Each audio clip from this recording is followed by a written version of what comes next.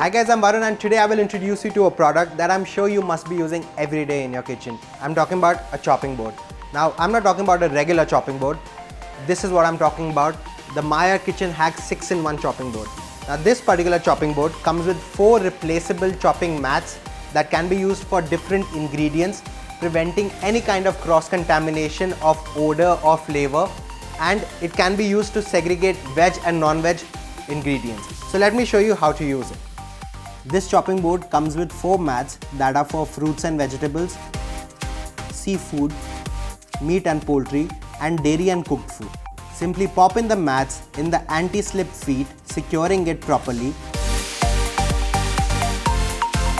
Once you are done slicing or chopping, you can easily detach it for easy transfer of ingredients. Replace the mat in order to prevent any kind of cross-contamination or transfer of odor from one ingredient to another. Flip the board to use the spike side used to properly secure the ingredient in place, be it bread or roasted meats for a neat slice. Once you are done, rinse the mat under running water and wipe it clean using a kitchen towel, making cleanup super easy.